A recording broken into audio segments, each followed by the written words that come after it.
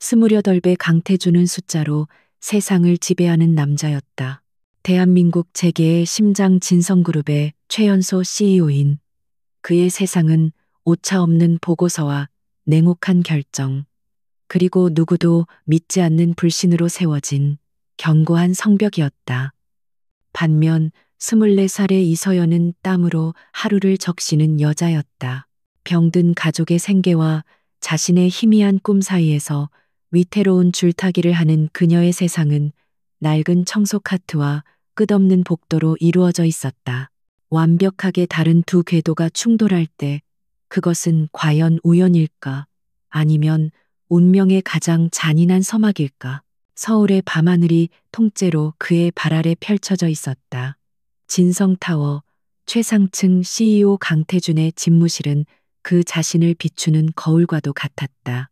차가운 유리와 날카로운 금속으로 마감된 미니멀리즘의 극치. 인간적인 온기라고는 찾아볼 수 없는 흙과 백의 공간 속에서 그는 도시의 불빛을 무감각하게 내려다보았다. 그의 손에는 방금 전 한 라이벌 기업의 적대적 인수를 마무리 지은 최종 보고서가 들려 있었다. 승리의 쾌감은 없었다. 오직 모든 것이 계획대로 끝났다는 차가운 만족감과 뒤이어 밀려오는 지독한 허무함 뿐이었다. 그의 삶은 그런 식이었다. 10살 때 눈앞에서 부모님을 잃은 끔찍한 사고, 이후 그의 세상은 잿빛으로 변했다. 유일한 혈육이었던 할아버지 강 회장의 손에 이끌려 진성그룹의 후계자로 키워지는 동안 그는 감정을 지우는 법부터 배워야 했다.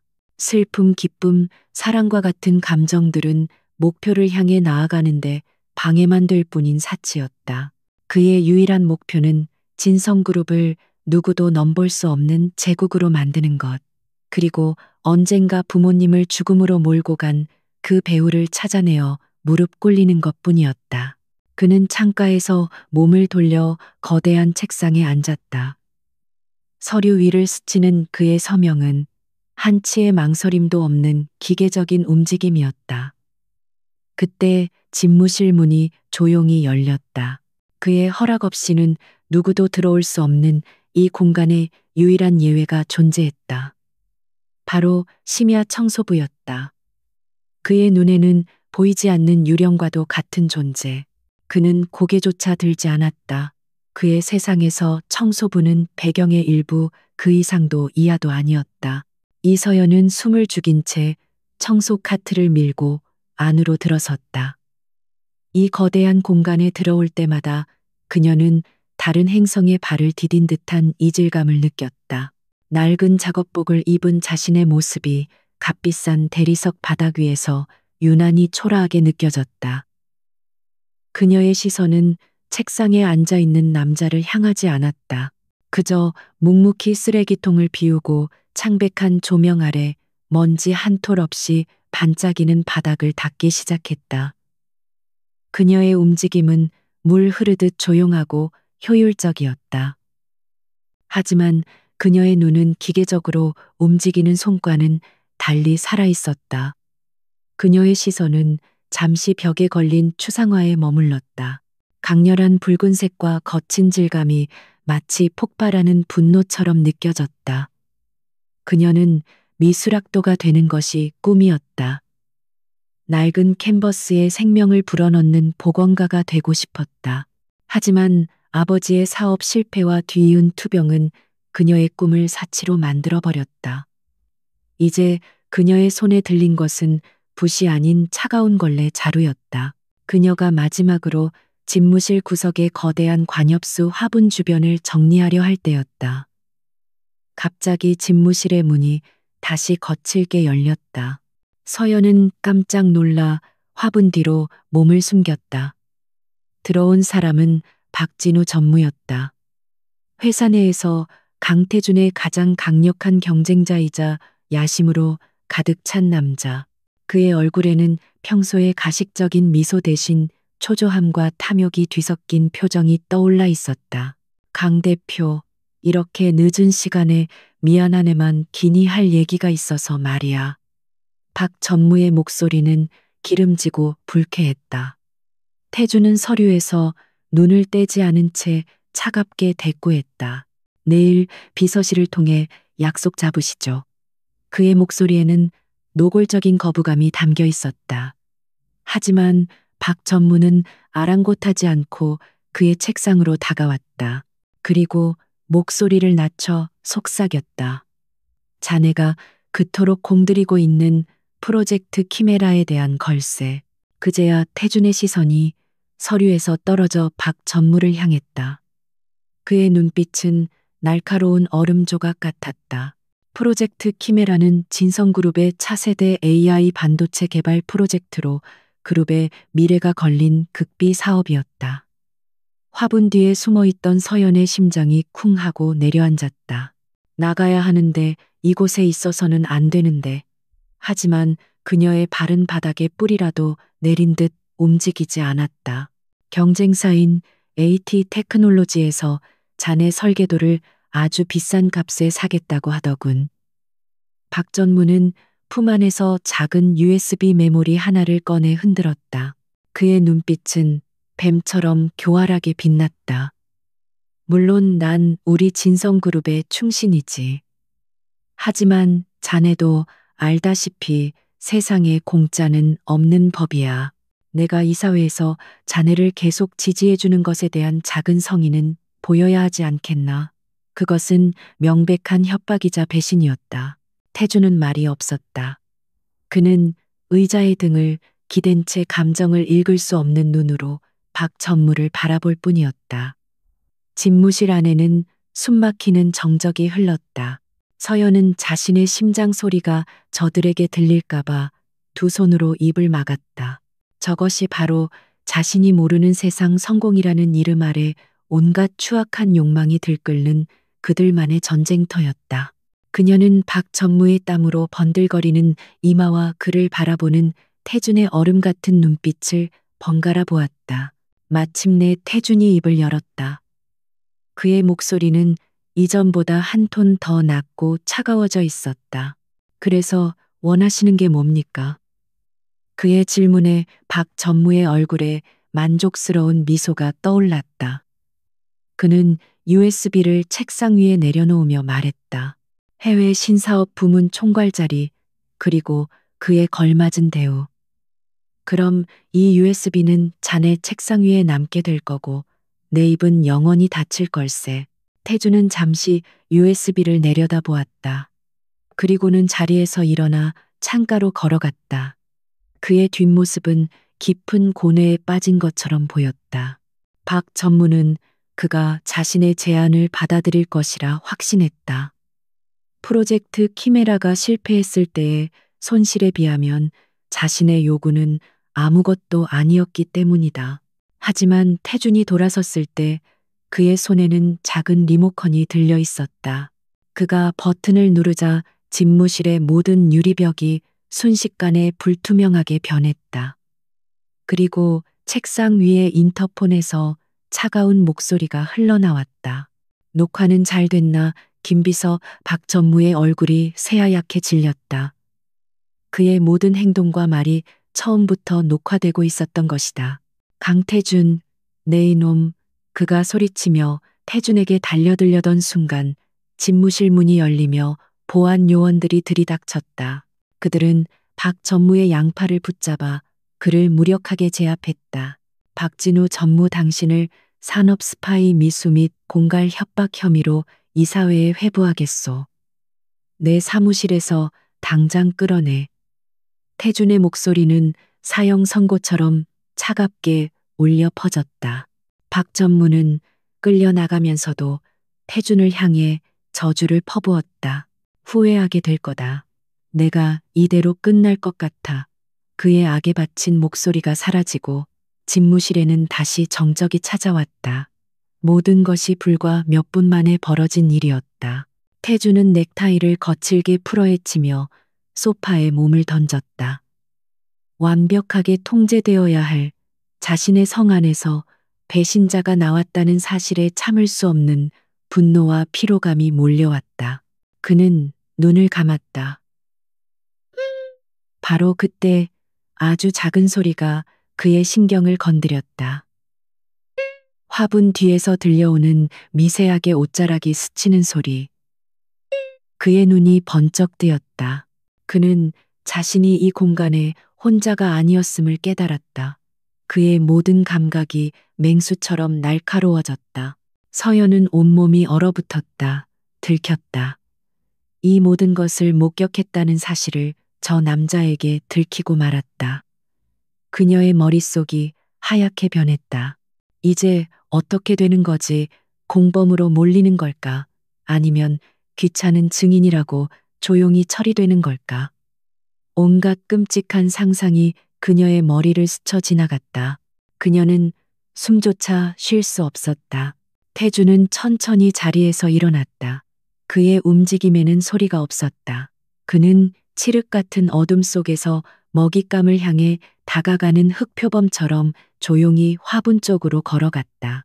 그의 눈빛은 아까보다 훨씬 더 위험하고 차갑게 빛나고 있었다. 그는 자신의 완벽한 시나리오에 예상치 못한 관객이 있었다는 사실에 불쾌감을 느꼈다. 그리고 그 불쾌감은 곧 차가운 사리로 변해가고 있었다. 그는 마침내 화분 앞에 멈춰섰다. 그리고 얼음처럼 차가운 목소리로 어둠 속을 향해 물었다. 거기 누구야? 강태준의 개인 집무실은 거대한 성체의 심장부이자 그가 유일하게 허락한 고독의 공간이었다. 하지만 오늘 밤 그 완벽한 질서 속에 이서연이라는 예측 불가능한 변수가 끼어들었다. 보안 요원들에게 둘러싸여 다시 그의 앞에 선 서연은 이제 막 사형 집행을 기다리는 죄수와도 같았다.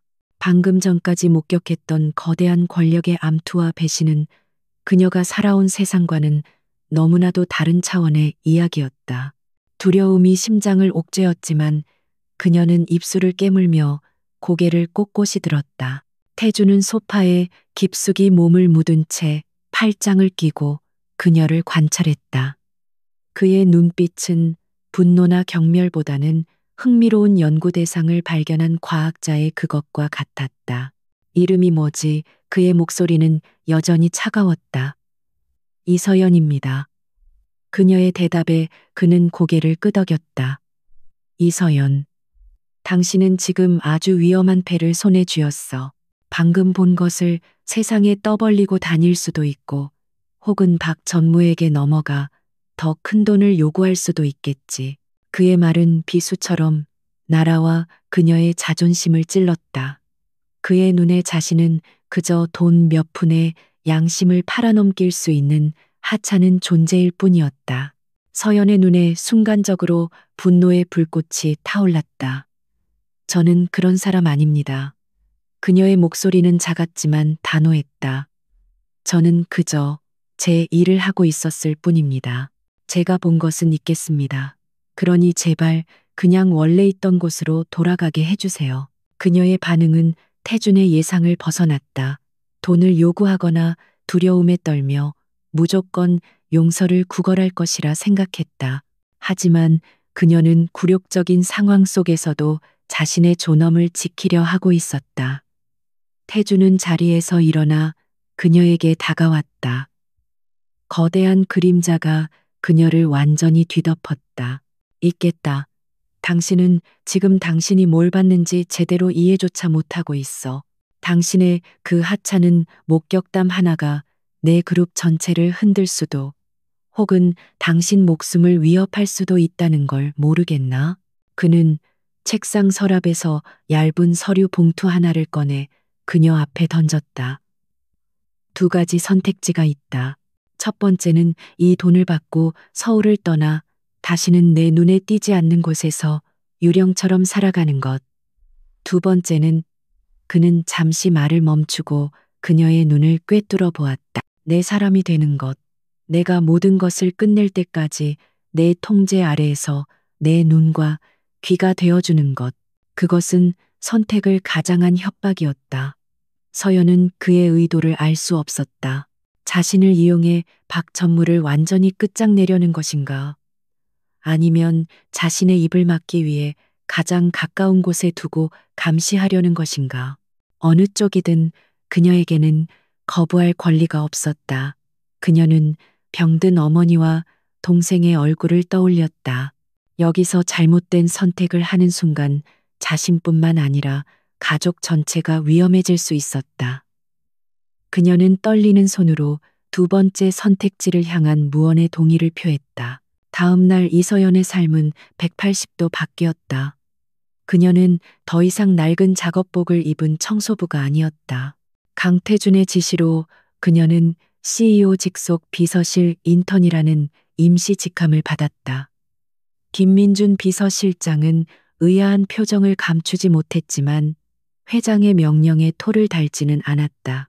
그는 서연에게 단정한 오피스룩 몇 벌과 함께 태준의 집무실 바로 바깥에 위치한 작은 책상 하나를 내주었다.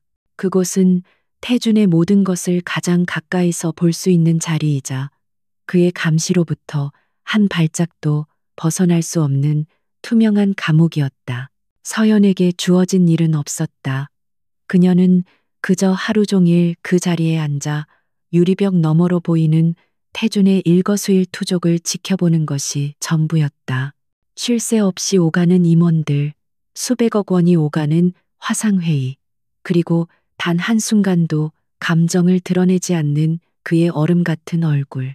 그녀는 이곳에서 자신이 여전히 투명인간이라는 것을 깨달았다. 하지만 동시에 그녀는 태준이라는 남자의 세계를 조금씩 이해하기 시작했다. 그의 모든 결정은 냉철한 계산과 논리 위에 서 있었고 그의 말 한마디에는 그룹 전체를 움직이는 절대적인 무게가 실려 있었다. 며칠이 흘렀다. 박 전무는 이사회에서 직위 해제되었고 검찰 조사를 받게 되었다. 모든 것이 태준의 시나리오대로 흘러가는 듯 했다. 서연은 이제 자신의 역할이 끝났다고 곧 원래의 삶으로 돌아갈 수 있을 것이라고 희미한 기대를 품었다. 하지만 그녀는 아직 알지 못했다. 발목이 잘린 맹수가 얼마나 더 교활하고 잔인해질 수 있는지를. 그날 밤 서연은 늦은 퇴근길에 올랐다. 화려한 빌딩 숲을 벗어나 그녀가 사는 낡고 어두운 골목길로 접어들었을 때였다. 등 뒤에서 느껴지는 서늘한 기운에 그녀는 걸음을 멈췄다. 어둠 속에서 나타난 두 명의 남자가 그녀의 앞을 막아섰다. 그들의 눈빛은 불쾌한 욕망으로 번들거렸고 술 냄새가 역겹게 풍겨왔다. 아가씨 혼자 가나 오빠들이랑 재밌는 데 가서 놀다 갈까? 서연은 뒷걸음질 쳤다. 심장이 미친 듯이 뛰었다. 그녀는 가방을 고쳐 쥐고 반대편으로 뛰기 시작했다. 하지만 남자들은 더 빨랐다. 그들은 서연의 팔을 거칠게 붙잡았다. 이거 놔요. 그녀가 비명을 지르며 저항했지만 좁은 골목길에는 아무도 없었다. 공포가 온몸을 마비시키는 것 같았다. 바로 그때 한 남자가 그녀의 귓가에 뱀처럼 속삭였다. 그의 목소리에는 술 기운이 전혀 없었다. 주제를 알아야지. 네가 본 것은 못 본 것이다. 한 번만 더 강태준의 눈에 띄면 그땐 내 예쁜 얼굴이 어떻게 될지 몰라. 그 순간 칠흑 같은 어둠을 찢고 한 대의 검은색 세단이 굉음과 함께 골목 안으로 돌진해 들어왔다. 헤드라이트 불빛이 남자들의 얼굴을 비추자 그들은 당황하여 서연을 놓고 달아나기 시작했다. 차에서 내린 것은 태준의 경호팀이었다. 그리고 뒷좌석에서 차가운 분노로 굳은 얼굴에 강태준이 내렸다. 그는 바닥에 주저앉아 떨고 있는 서연에게 다가왔다. 그리고 아무 말 없이 자신의 재킷을 벗어 그녀의 어깨에 덮어주었다. 태준은 이미 예상하고 있었다. 박 전무가 이대로 물러날 인물이 아니라는 것을. 그래서 그는 서연의 뒤에 비밀리에 경호팀을 붙여두었다. 그의 예상은 정확히 맞았고 그 사실이 그를 더욱 분노하게 만들었다. 자신의 싸움에 아무 상관없는 이 연약한 여자가 휘말리게 된 것이다. 그는 서연을 부축해 차에 태웠다. 더 이상 이곳은 안전하지 않아. 그의 목소리는 낮고 단호했다. 차는 서연의 낡은 집이 아닌 서울의 야경이 한눈에 내려다 보이는 최고급 주상복합 아파트로 향했다. 오늘부터 여기서 지내. 내가 모든 것을 끝낼 때까지. 태주는 그녀에게 보안 카드키를 건네며 말했다.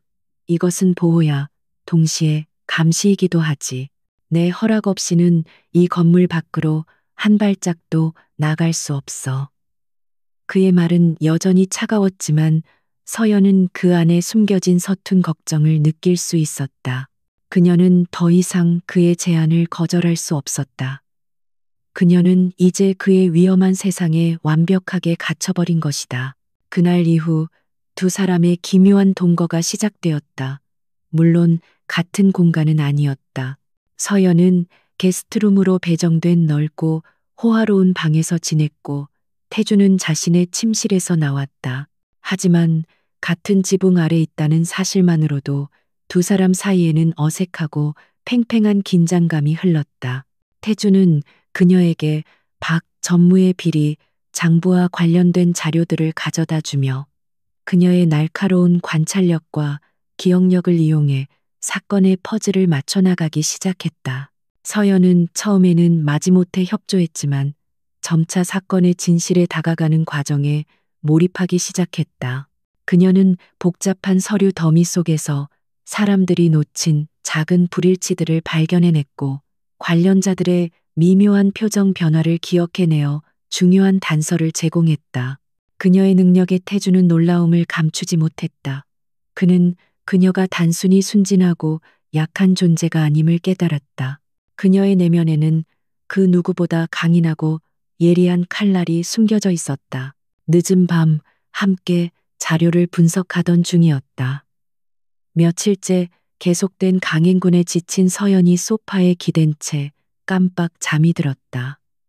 태주는 무심코 그녀의 잠든 얼굴을 내려다보았다. 평소에 당당하고 굳은 표정은 사라지고 그 자리에는 세상의 무게에 지친 24살 아가씨의 안쓰러운 얼굴이 남아 있었다. 그는 자신도 모르게 손을 뻗어 그녀의 뺨에 흘러내린 머리카락을 조심스럽게 쓸어 넘겼다. 바로 그 순간 서연이 잠에서 깨어 눈을 떴다. 두 사람의 시선이 아주 가까운 거리에서 마주쳤다. 숨막히는 정적 속에서 태주는 자신의 심장이 아주 오랜만에 통제 불능 상태로 뛰고 있다는 것을 깨달았다. 어색하게 마주친 시선 허공에 머물렀던 그의 손길, 그리고 통제 불능으로 뛰기 시작한 심장. 강태준과 이서연 사이의 공기는 이전과는 완전히 다른 밀도로 채워졌다. 태준은 마치 뜨거운 것에 댄 사람처럼 급히 손을 거두고 자리에서 일어났다. 그의 얼굴은 다시 얼음장 같은 무표정으로 돌아와 있었다. 스스로의 감정 변화를 인정하고 싶지 않은 남자의 서툰 방어 기제였다. 피곤하면 들어가서 쉬어. 내일은 더 힘든 하루가 될 테니. 그는 일부러 더 차갑게 말하고는 자신의 서재로 들어가 버렸다. 남겨진 서연은 한동안 그의 재킷에 남아있는 희미한 온기를 느끼며 멍하니 앉아 있었다. 그날 이후 두 사람의 관계는 기묘한 줄타기를 시작했다. 낮에는 얼음처럼 차가운 상사와 그에게 복종하는 임시 비서였지만 밤이 되면 공동의 적을 앞에 둔 치밀한 파트너가 되었다. 그들은 박진우 전무의 비리, 장부를 샅샅이 파헤쳤다. 태주는 거시적인 자금의 흐름과 권력의 구도를 분석했고 서연은 숫자와 보고서 뒤에 숨겨진 인간의 흔적을 찾아냈다. 이상해요. 어느 날 밤 서연이 복잡한 회계장부의 한 부분을 가리키며 말했다. 박 전무의 비자금 계좌에서 매달 일정한 금액이 하늘장학 재단이라는 곳으로 송금되고 있어요. 액수가 크진 않지만 지난 10년간 단 한 번도 거르지 않고 계속되었어요. 기부라고 하기엔 너무나 은밀하고 꾸준해요. 그녀의 지적에 태준의 미간이 미세하게 좁혀졌다. 하늘장학재단. 그 이름은 그의 기억 가장 깊숙한 곳에서 봉인해 두었던 상처를 건드리는 가시와도 같았다. 그는 애써 태연한 척하며 김 비서에게 재단에 대한 조사를 지시했다. 하지만 그의 머릿속은 이미 18년 전의 그날로 달려가고 있었다. 화염에 휩싸인 자동차 비명소리, 그리고 모든 것을 잃고 혼자 남겨졌던 10살의 어린아이. 할아버지에게 발견되기 전까지 그는 몇 달간 하늘 보육원이라는 곳에 머물렀다. 지옥 같은 시간이었다. 부모님을 잃은 슬픔과 충격 속에서 그는 누구에게도 마음을 열지 않고 스스로를 고립시켰다. 하늘장학재단은 바로 그 보육원을 후원하던 곳이었다. 조사 결과는 금방 나왔다. 하늘장학재단은 표면적으로는 건실한 자선단체였지만 그 이면에는 박전무를 비롯한 진성그룹의 일부 원로 임원들이 깊숙이 관여하고 있었다. 그리고 재단의 자금 중 일부가 여러 단계를 거쳐 해외의 페이퍼 컴퍼니로 흘러들어간 흔적이 포착되었다. 그것은 자선단체의 탈을 쓴 그들만의 비밀스러운 비자금 창구였던 것이다. 태준의 눈빛이 차갑게 빛났다. 박 전무의 약점은 단순히 회사 자금을 횡령한 것이 아니었다. 그의 부패는 훨씬 더 오래되고 추악한 뿌리를 가지고 있었다. 태준은 그 뿌리를 파헤치기 위해 10수년 만에 처음으로 하늘 보유권을 다시 찾았다. 서연도 그의 곁을 동행했다. 낡았지만 깨끗하게 관리된 보유권 건물과 마당에서 해맑게 뛰어노는 아이들의 모습은 평화로워 보였다. 하지만 태준의 눈에는 모든 것이 위선처럼 느껴졌다. 그는 원장 수녀를 만나 재단에 대해 그리고 18년 전의 일에 대해 조심스럽게 물었다. 원장 수녀는 박 전무를 보육원의 든든한 후원자이자 은인이라고 칭송했다. 그때 원장실 벽에 걸린 낡은 사진 한 장이 서연의 시선을 사로잡았다. 보육원 증축 기념식 사진이었다. 사진 속에는 젊은 시절의 박 전무와 원장 수녀, 그리고 몇몇 후원자들이 나란히 서 있었다. 그런데 그들 뒤편 인파에 가려진 채 희미하게 찍힌 한 남자의 얼굴이 서연의 심장을 먹게 했다. 너무나도 그리웠던 하지만 이제는 기억 속에서 희미해져 가던 아버지의 젊은 시절 모습이었다. 이분은 누구신가요? 서연이 떨리는 목소리로 물었다. 원장 수녀는 사진을 보며 기억을 더듬었다. 아, 이 사장님이요. 성함은 기억나지 않지만 그때 우리 보육원 건물을 아주 튼튼하게 지어주신 고마운 분이었죠. 그런데 공사가 끝난 직후에 부실 자재를 썼다는 억울한 누명을 쓰고 회사가 망했다고 들었어요. 정말 좋은 분이었는데 안타까운 일이었죠. 서연의 온몸에서 피가 빠져나가는 것 같았다. 아버지의 사업 실패, 그것은 단순한 불운이 아니었다. 하늘보육원 증축공사, 그리고 박 전무, 모든 조각들이 하나의 끔찍한 그림을 향해 맞춰지고 있었다. 그녀는 그날 밤 태준의 숙소에서 아버지의 유품인 낡은 공사 일지를 밤새 뒤졌다. 그리고 마침내 찾아냈다. 하늘보육원 증축공사 자재 명세서. 그 아래에는 아버지가 직접 쓴 작은 메모가 남아 있었다. 제2건설 박 전무 측에서 공급한 철골 자재 강도 미달 의심. 샘플 긴급 재검사 요청했으나 묵살됨. 책임 소재 문제 발생 시 모든 것을 뒤집었을 위험이 있음. 그 순간 태준의 방문이 열렸다. 그의 얼굴은 그 어느 때보다 창백하게 굳어 있었다. 그의 손에는 김 비서가 보내온 긴급 보고서가 들려 있었다. 그 역시 밤새 다른 경로로 진실을 추적하고 있었다. 찾았어. 그의 목소리는 낮게 잠겨 있었다. 18년 전 부모님이 돌아가신 그 사고, 단순한 교통사고가 아니었어. 브레이크 오일이 의도적으로 누유된 흔적, 명백한 살인이었어. 태준은 서연의 손에 들린 일지를 보았다. 그리고 서연은 태준의 손에 들린 보고서를 보았다. 두 사람은 아무 말도 하지 않았지만 서로의 눈빛 속에서 모든 것을 이해했다. 강태준의 부모님은 박 전무의 비리를 눈치채고 그것을 조사하려 했다. 서연의 아버지는 그 비리의 현장에서 양심의 가책을 느끼고 내부 고발을 준비하고 있었을 것이다.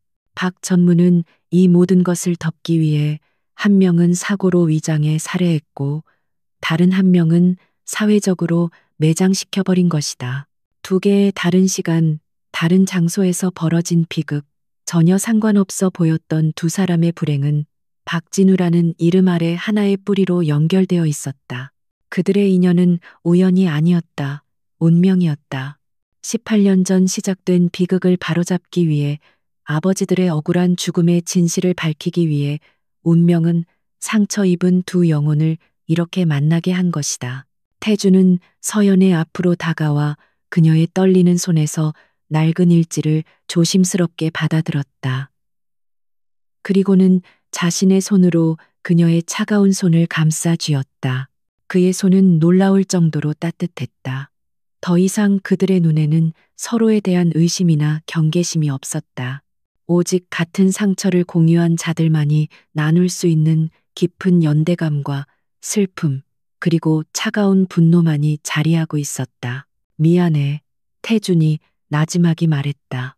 그것은 그녀의 가족이 겪었을 고통에 대한 사과이자 그녀를 의심했던 자신에 대한 자책이었다.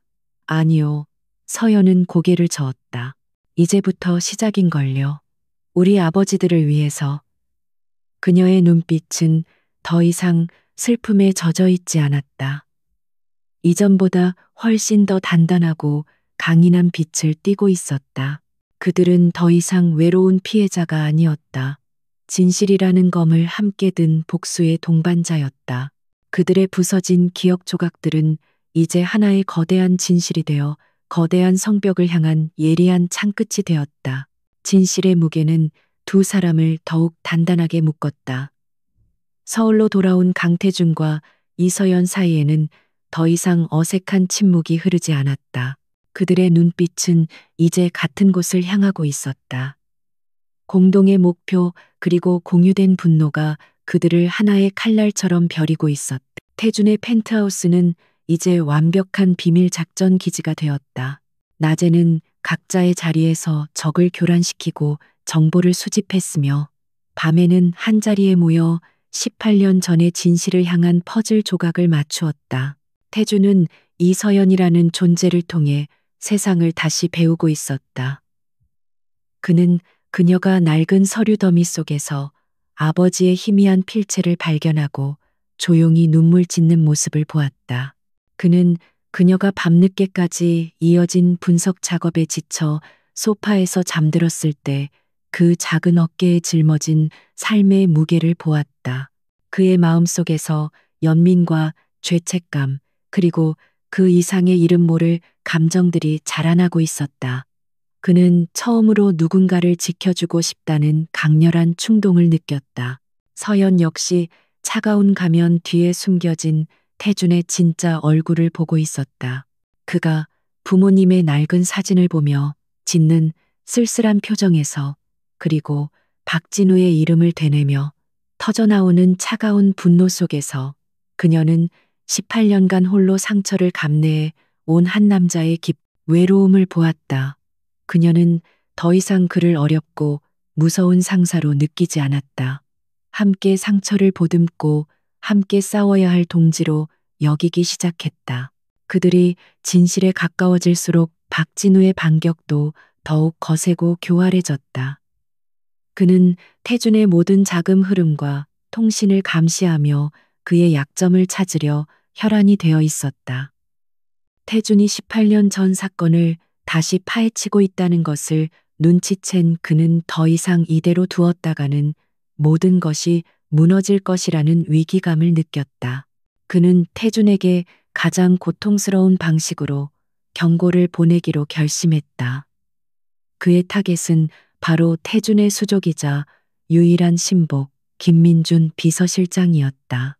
박 전무는 김 비서가 경쟁사의 진성그룹에 기밀 정보를 유출했다는 가짜 증거를 만들었다.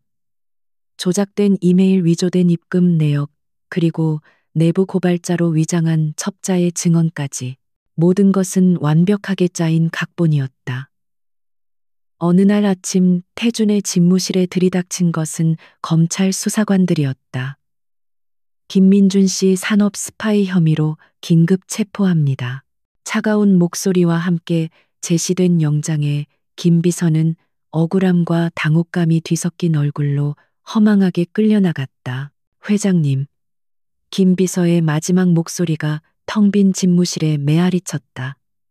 태주는 주먹을 세게 쥐었다. 손톱이 손바닥을 파고들어 피가 배어 나왔지만 그는 고통을 느낄 수 없었다.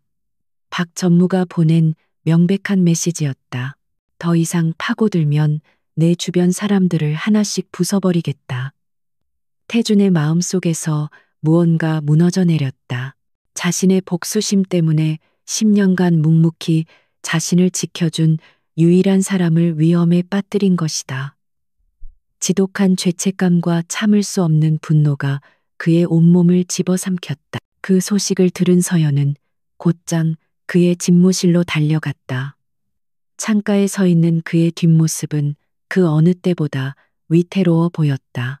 그녀는 조심스럽게 다가가 그의 떨리는 어깨를 감싸 안았다. 당신 탓이 아니에요. 이건 우리가 더 강해져야 한다는 신호예요. 그녀의 따뜻한 위로에 태주는 겨우 감정의 폭풍을 억눌렀다. 그는 그녀를 돌아보았다. 그녀의 눈빛은 흔들림 없이 단단했다. 이 싸움은 이제 더 이상 물러설 곳이 없었다. 바로 그때 서연의 머릿속에 아버지의 일지에서 보았던 한 구절이 스쳐 지나갔다. 박전무 그의 탐욕은 끝이 없다. 그는 모든 것을 기록하는 버릇이 있다. 자신을 지킬 마지막 보험으로 장소는 추억이라는 단어. 그것이 무엇을 의미하는지 알 수 없었다.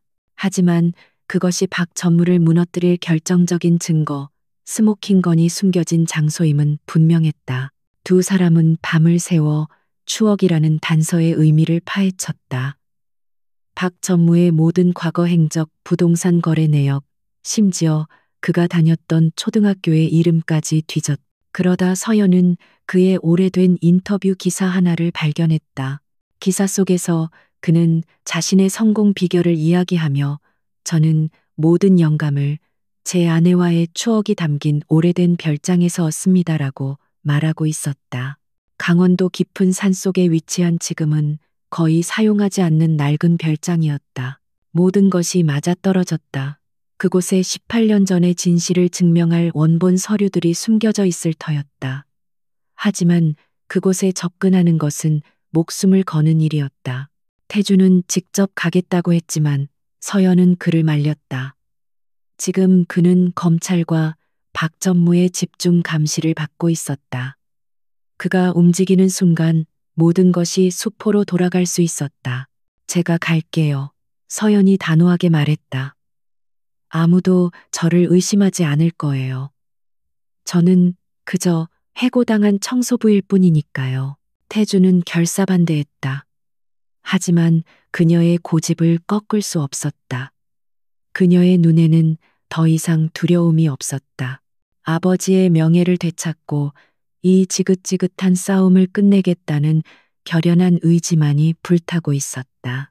결국 태주는 그녀에게 자신의 최정예 경호팀을 붙여주는 조건으로 그녀의 계획을 받아들일 수밖에 없었다. 그는 그녀에게 소형 무선 카메라와 도청 장치를 건네며 모든 상황을 실시간으로 지켜볼 것이라고 말했다. 그의 목소리에는 불안감이 가득했다. 작전은 칠흑 같은 어둠 속에서 시작되었다. 서연은 경호팀의 도움을 받아 별장에 삼엄한 경비를 뚫고 안으로 잠입했다. 낡은 별장 내부는 온통 먼지로 뒤덮여 있었지만 서재만큼은 누군가 주기적으로 관리한 듯 깨끗했다. 그녀는 아버지의 일지에 적힌 암호를 이용해 거대한 책장 뒤에 숨겨진 비밀 금고를 찾아냈다. 떨리는 손으로 금고를 열자 그 안에는 18년의 세월을 봉인한 낡은 서류철들이 잠들어 있었다. 하늘 보유권 공사 비리, 원본 계약서, 제2건설 자재, 강도 시험 결과 조작 보고서, 그리고 강태준 부모님 차량 사고, 현장 감식 조작 지시서. 바로 그 순간이었다. 별장 전체에 날카로운 경보음이 울려 퍼졌다. 함정이었다. 박 전무는 이미 그들의 움직임을 예측하고 덫을 놓은 것이다. 순식간에 별장 안으로 수십 명의 괴한들이 들이닥쳤다. 외부에서 대기하던 경호팀과의 격렬한 총격전이 벌어졌다. 서연은 서류를 품에 안고 필사적으로 반대편 창문을 향해 달렸다. 서연아 피해 이어폰 너머로 태준의 절박한 외침이 들려왔다.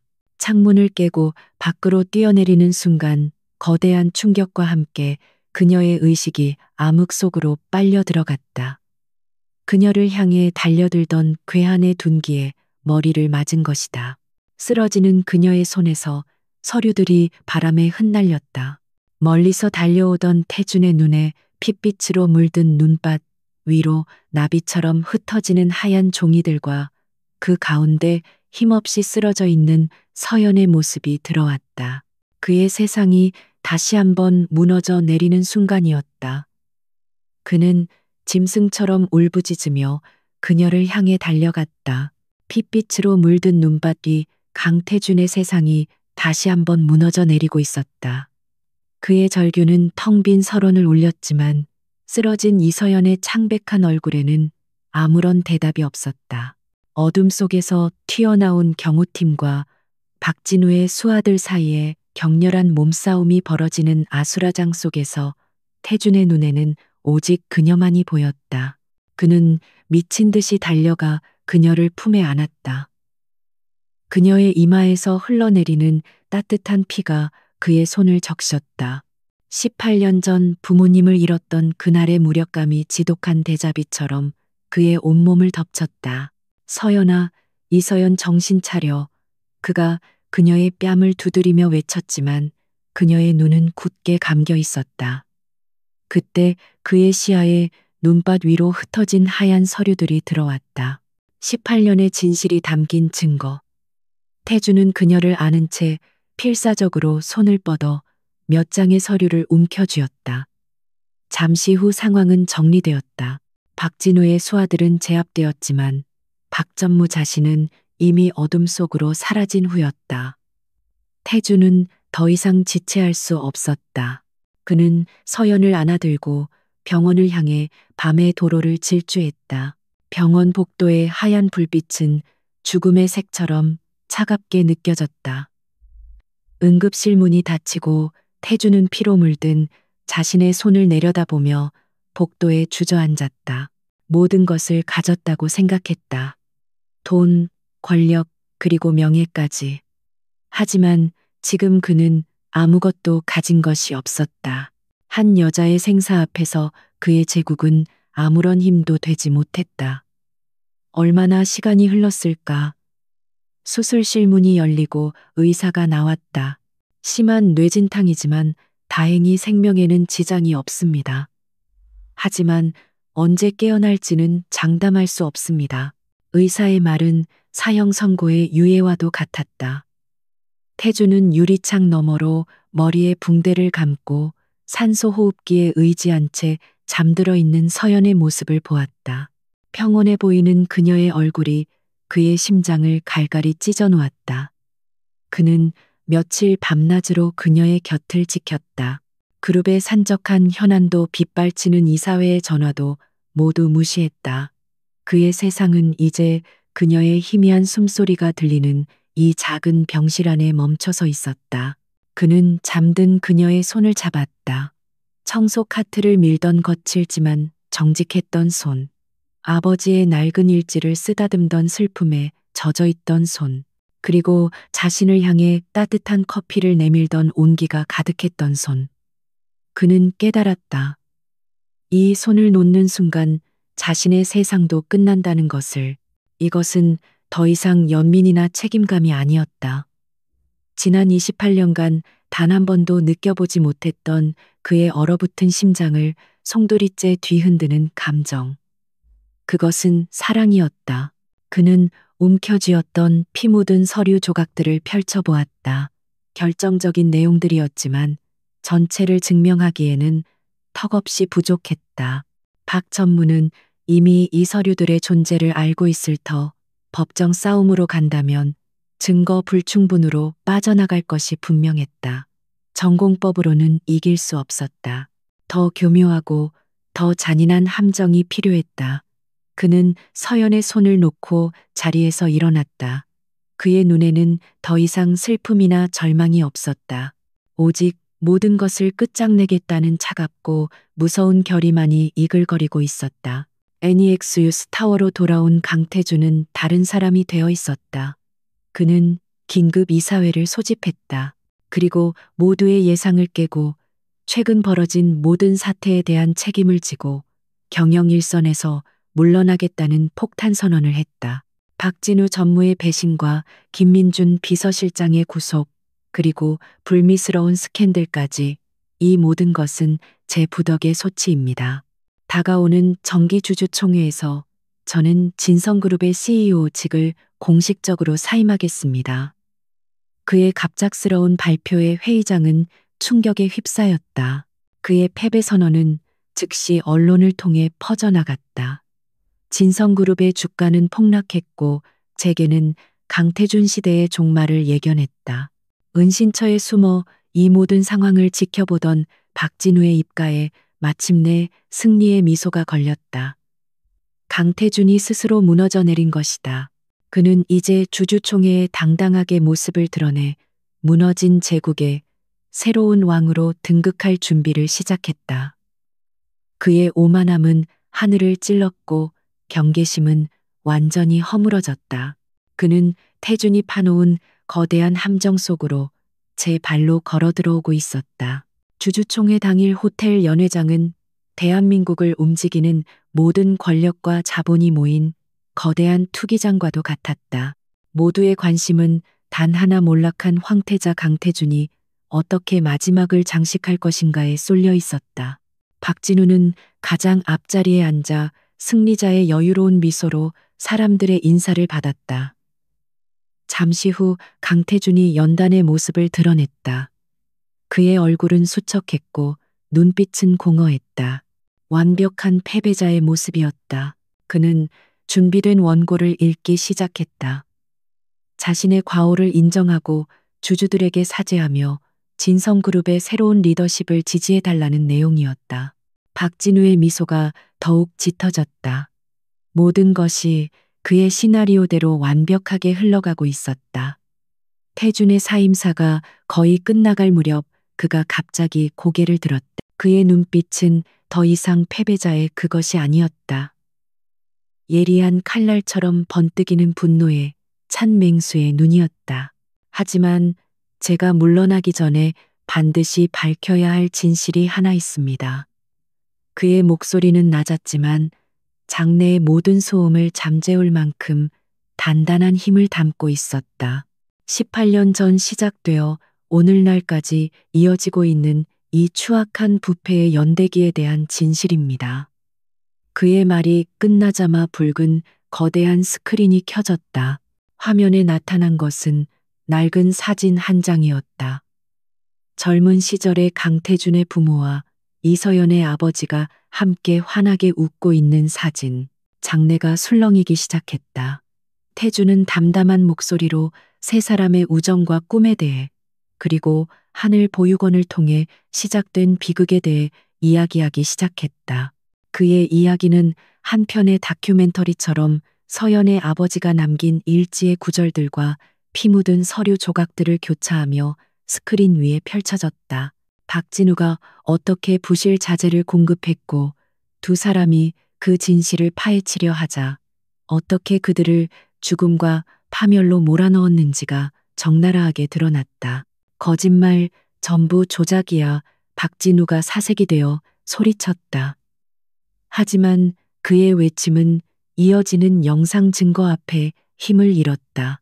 스크린에는 태준의 팀이 찾아낸 18년 전 부실자재 납품을 담당했던 하청업체 직원의 눈물 어린 증언 영상이 재생되었다. 그는 박진우의 협박에 못 이겨 거짓 보고서를 작성했으며 그 죄책감에 평생을 괴로워했다고 고백했다. 모든 시선이 이제 박진우에게로 향했다. 그는 궁지에 몰린 쥐처럼 주변을 두리번거렸다.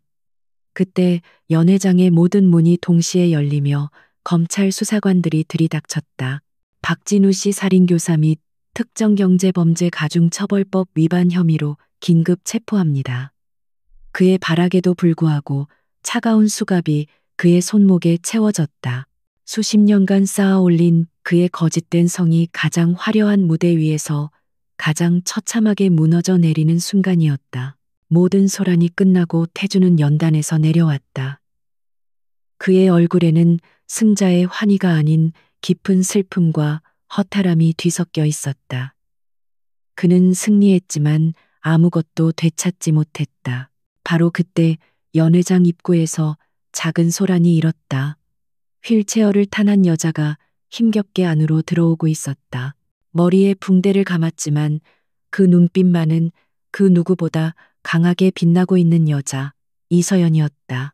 그녀는 아직 완전히 회복되지 않은 몸을 이끌고 이곳까지 온 것이었다. 태주는 모든 것을 잊고 그녀에게 달려갔다. 그는 그녀의 휠체어 앞에 무릎을 꿇고 그녀의 차가운 손을 잡았다. 왜 온 거야? 아직 몸도 성치 않으면서 그의 목소리는 원망과 안타까움으로 심하게 떨리고 있었다. 서연은 희미하게 미소 지으며 다른 한 손으로 그의 얼굴을 부드럽게 감쌌다. 혼자 싸우게 둘 수 없었으니까요. 두 사람은 아무 말 없이 서로를 바라보았다. 그들의 눈빛 속에는 수많은 감정이 오고 갔다. 함께 싸워온 시간에 대한 감사, 서로의 상처에 대한 위로, 그리고 마침내 되찾은 정의에 대한 조용한 확인. 연회장에 남아있던 사람들은 모두 숨을 죽인 채 두 사람의 모습을 지켜보았다. 몰락한 황태자와 그를 구원한 이름 없는 청소부. 그들의 이야기는 이제 막 새로운 장을 시작하려 하고 있었다. 주주총회장의 거대한 혼돈이 가라앉고 승자와 패자가 갈린 연회장은 텅 비어버렸다.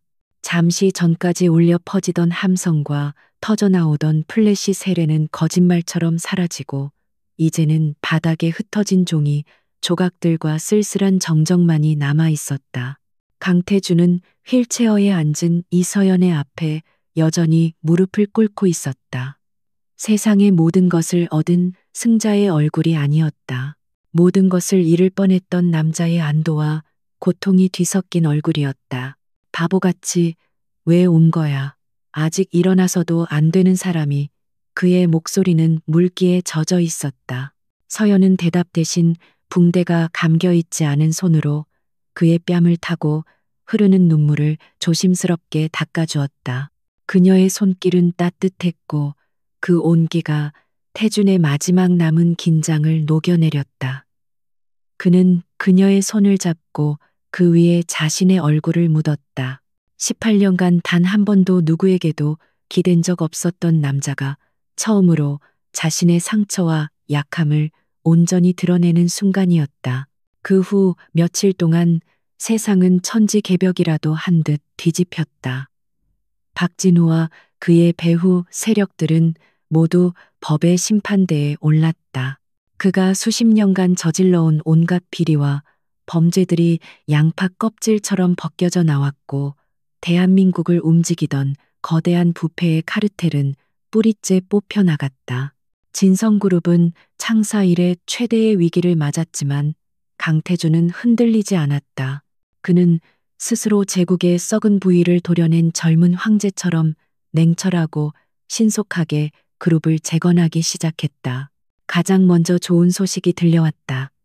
억울한 누명을 썼던 김민준 비서실장이 모든 혐의를 벗고 석방되었다. 태준이 직접 그를 마중 나갔을 때 수척해진 얼굴의 김 비서는 예전처럼 깍듯하게 허리를 숙였다. 회장님 믿고 있었습니다. 그 한마디에 두 남자는 말없이 서로를 마주보며 웃었다. 피보다 진한 신뢰와 전우애가 그들 사이에 흐르고 있었다. 진성그룹은 공식적으로 이서연의 가족에게 사죄했다. 18년 전 사건의 진실을 언론에 모두 공개하고 그녀 아버지의 명예를 완벽하게 회복시켰다. 천문학적인 액수의 피해 보상금과 함께 강태준은 개인적으로 그녀의 아버지가 재기할 수 있도록 모든 지원을 아끼지 않겠다고 약속했다. 서연이 집으로 돌아가 모든 사실을 알렸을 때 오랫동안 세상과 담을 쌓고 지내던 그녀의 아버지는 10수년 만에 처음으로 소리내어 울었다. 그것은 한 맺힌 슬픔의 눈물이자 길고 길었던 어둠의 터널이 끝났음을 알리는 기쁨의 눈물이었다. 모든 것이 제자리를 찾아가는 것 같았다. 하지만 정작 폭풍의 눈이었던 강태준 자신은 깊이를 알 수 없는 공허 속으로 가라앉고 있었다. 복수. 그것은 지난 18년간 그를 지탱해온 유일한 삶의 목표였다. 그런데 이제 그 목표가 사라져버렸다. 속이 후련할 것이라 생각했다. 마침내 두 발 뻗고 편히 잘 수 있을 것이라 믿었다. 하지만 현실은 정반대였다. 그의 내면에는 거대한 구멍이 뚫린 듯 허무함과 상실감만이 휘몰아쳤다. 그는 다시 예전의 얼음 군주로 돌아가려 했다.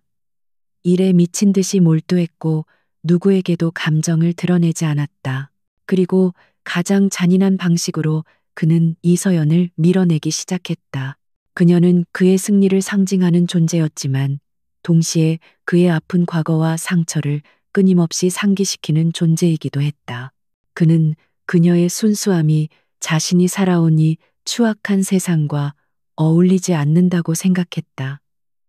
자신의 어둠이 그녀의 빛을 삼켜버릴까 두려웠다.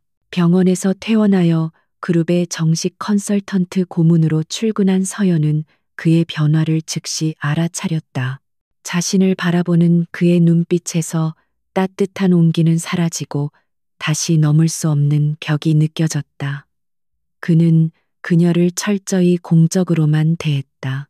그녀의 보고서에 사소한 트집을 잡았고 사람들 앞에서 일부러 그녀에게 차갑게 대하기도 했다. 그의 모든 행동은 우리는 다른 세상 사람이다라고 말하는 것 같았다. 서연은 처음에는 상처받았지만 이내 깨달았다. 그는 그녀를 미워해서가 아니라 자기 자신을 어떻게 해야 할지 몰라 방황하고 있다는 것을. 복수라는 갑옷을 벗어버린 그의 영혼이 길을 잃고 헤매고 있다는 것을. 그녀는 그가 스스로를 다시 어둠 속에 가두도록 내버려 둘 수 없었다. 그녀는 이제 더 이상 그에게 보호받는 연약한 존재가 아니었다. 함께 사선을 넘어온 동지이자 그의 상처를 이해하는 유일한 사람이었다. 어느 날 밤 모두가 퇴근한 텅 빈 집무실. 태주는 홀로 술을 마시며 창밖의 야경을 내려다보고 있었다. 그의 뒷모습은 세상에서 가장 높은 곳에 있는 가장 외로운 남자처럼 보였다. 그때 집무실 문이 조용히 열리고 서연이 들어왔다. 그녀의 손에는 김이 모락모락 나는 작은 냄비가 들려 있었다. 그녀가 서툰 솜씨로 직접 끓인 따뜻한 수프였다. 이 시간에 왜 아직 퇴근 안 했습니까? 태주는 돌아보지도 않은 채 차갑게 물었다.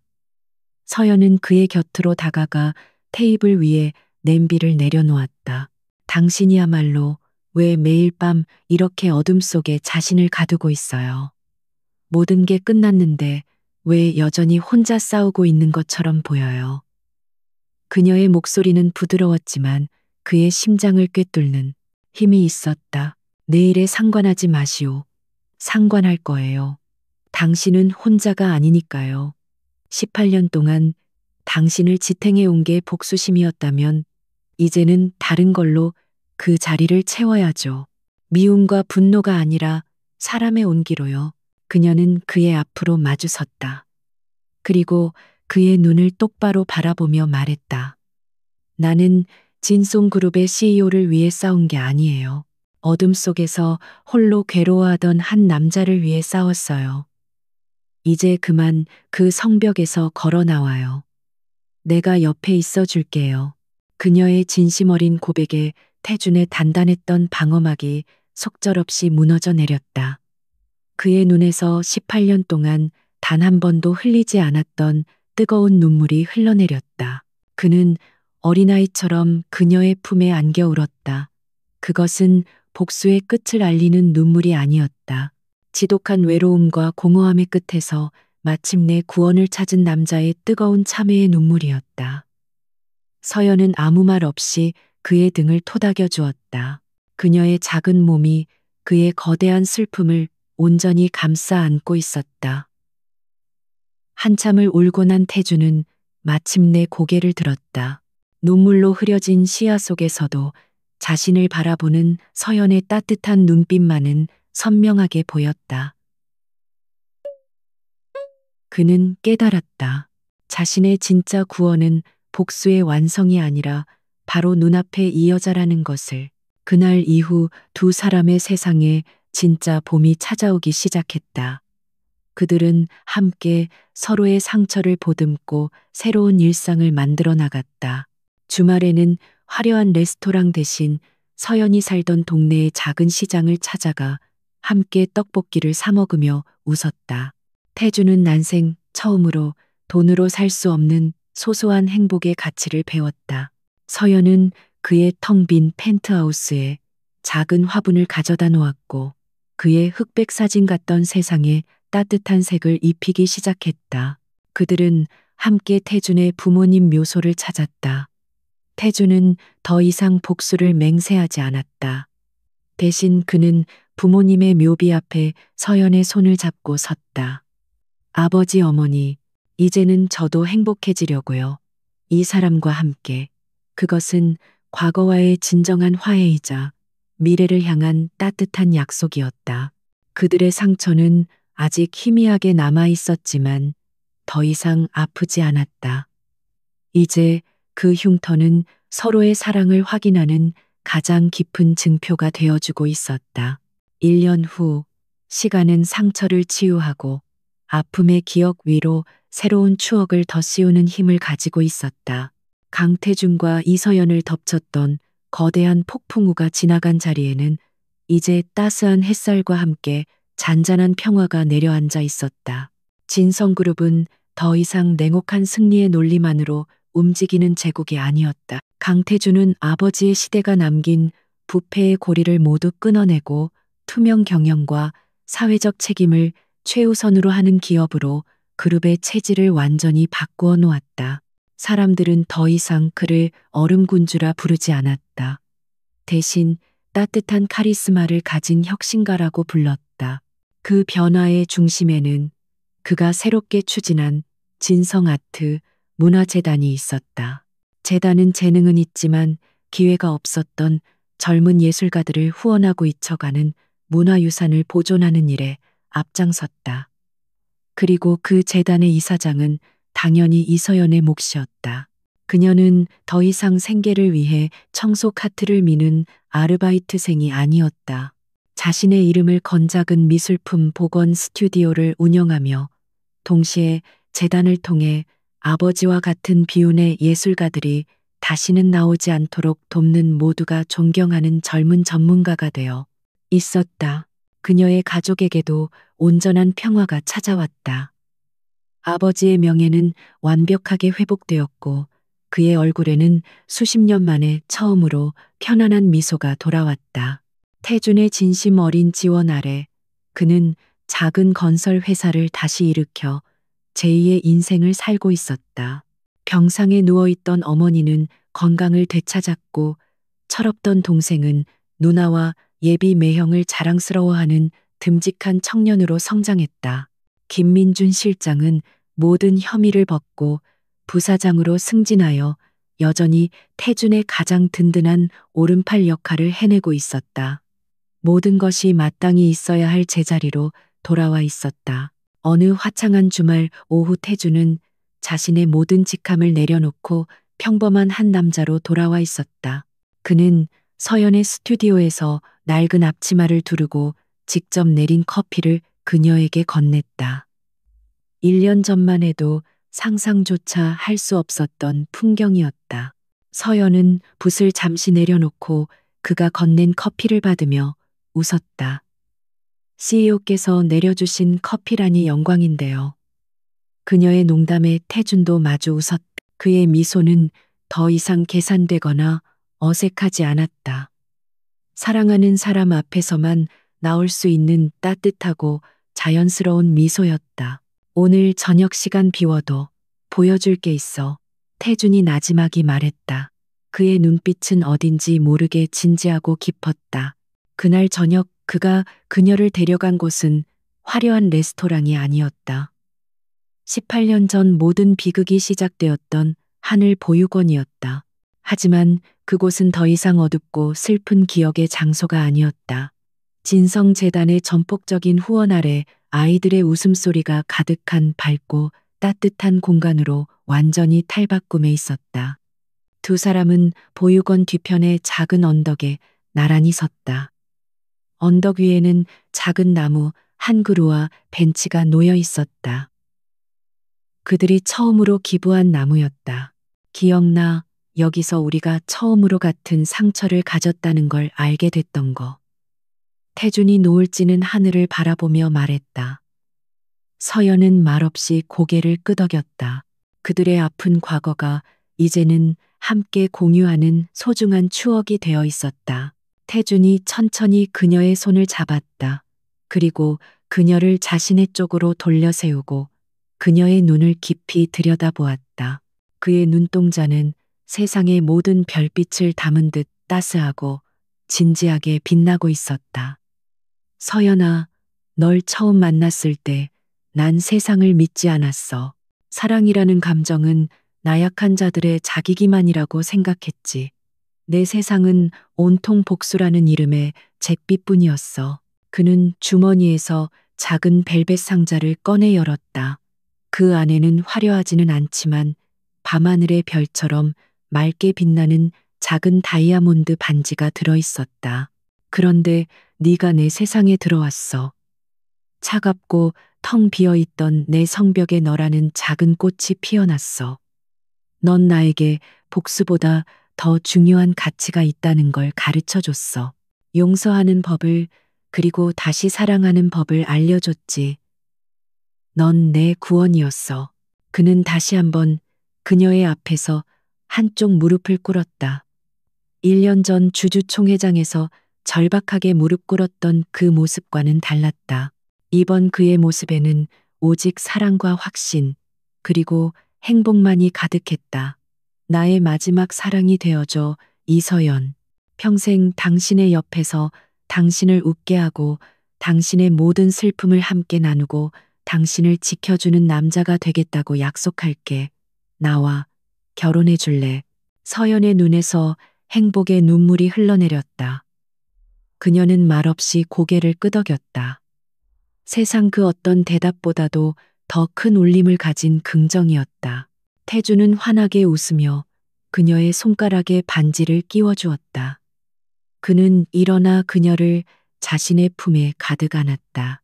두 사람은 오랫동안 서로의 심장 소리를 들으며 그 순간의 행복을 만끽했다.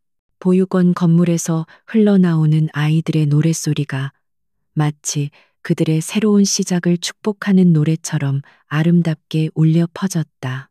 몇 달 후 아담한 정원에서 아름다운 결혼식이 열렸다. 수많은 하객들을 부른 화려한 결혼식이 아니었다. 오직 그들이 사랑하는 소수의 사람들만이 모여 두 사람의 앞날을 진심으로 축복해 주었다. 순백의 웨딩드레스를 입은 서연은 세상에서 가장 아름다운 신부였고 그녀의 곁에 선태주는 세상에서 가장 행복한 남자였다. 결혼식이 끝나고 두 사람은 자신들의 새로운 집 발코니에 서서 서울의 야경을 내려다보았다. 수많은 빌딩의 불빛들 사이로 유난히 밝게 빛나는 진성타워의 모습이 보였다. 차갑고 이기적이었던 재벌 CEO는 이제 없었다. 상처받고 외로웠던 가난한 청소부도 이제 없었다. 그곳에는 오직 서로의 상처를 보듬고 사랑으로 영원한 약속을 맹세한 한 남자와 한 여자가 있을 뿐이었다. 두 사람은 서로에게 기댄 채 함께 맞이할 수많은 내일들을 그리며 조용히 미소 지었다. 길고 길었던 겨울은 끝나고 마침내 그들의 인생에 완연한 봄이 찾아왔다.